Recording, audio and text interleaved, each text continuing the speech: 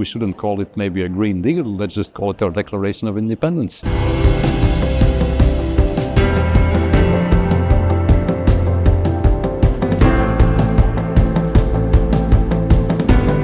So my next guest is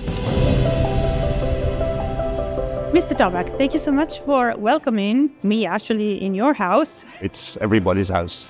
It's very nice to be here and to talk to you. You are a member of the European Parliament from the Socialists and Democrats group, but you've also been a federal minister in Belgium, also in charge of environmental issues, elections and pensions. I think this is a very interesting blend of background, national and European. One of the topics that we are seeing as we talk with our clients as industry is that the energy transition is costly. How do we make this affordable? Well, first of all, by realizing that the current situation is also costly. We all talk about how many billions it will cost, for example, to renovate and improve our electricity grids. Well, we forget that we pay literally every year 400 billion euros in importing oil and gas.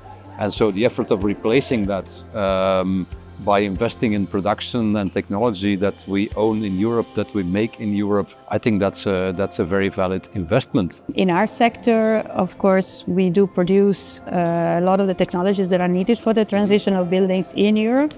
How do we actually make this made in Europe concrete? What's the ideas behind? Do you have any proposals? Well, I think the European regulation, and it is a hard struggle, should focus a lot more on made in Europe, and especially in those sectors where in Europe we are world leaders. Heat pumps, for example, is a technology where we are world leaders in Europe. Of course, we need to facilitate the landscape for those heat pumps, for example, by keeping electricity prices under control. But again, electricity prices, electricity grids, the technology around it is made in Europe, is something where Europe is very strong in. The prices of electricity indeed are very high at the moment. What should Europe do? What should member states do, in your opinion? First of all, we have to get away from a tradition where, funnily enough, we tax in many European countries electricity, which we produce ourselves, and keep taxes away from oil and gas. I think one of the main things that we can do in the short term is the whole investment in grids. It should not be paid by putting an extra charge in people's electricity bills. Electricity grids are like highways were in the previous century. It's a public service, it's a public infrastructure that will transport our prosperity, and that we should pay with public money and not with a monthly contribution by every family in Europe through the electricity bill. Because otherwise, you just keep electricity as a disadvantage. You make heat pumps more difficult. You make electrification, which is for the industry as important as well. You make it harder. It's just shooting ourselves in the foot.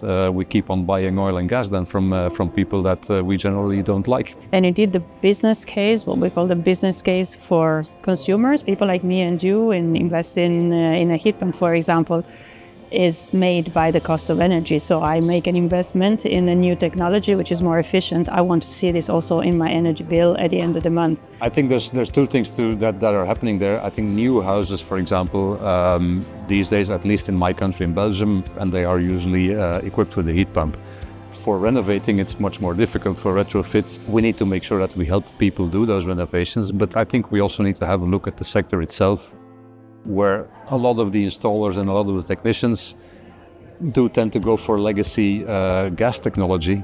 And we should explain to them more that they need to help their customers in seeing clearly what are the possibilities and in helping them make the step. This is something that Europe can do or a national level can do. I'm talking about the training of installers, the support for all of that workforce. Well, I think it's always going to be something that we need to do at all the different levels together. There's no point in Europe doing one thing and the national government going the other way. When it comes to skilling and educating, for example, installers and technicians, I think the industry has a part to play as well. But this is important because this is about our energy independence. Heat pumps can play a big role, can make heating affordable, can help us in stabilizing the grids, can do energy storage, can help making electricity cheaper by doing that. It's a win-win for everybody, and it will make us independent of people like Trump and Putin and Saudi Arabians. We shouldn't call it maybe a Green Deal, let's just call it our Declaration of Independence. That's very good. You sound optimistic as well. I'm optimistic when I see the possibilities. I think a lot more is possible than what we are doing right now. can get a little bit sad about how slow it is going and how we are sometimes making it difficult for ourselves by not explaining to people enough and by not putting the money where it should be.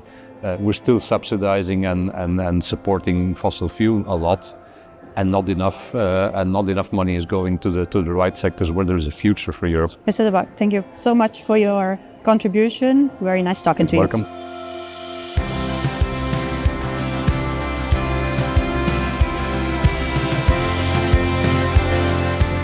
You're Belgian.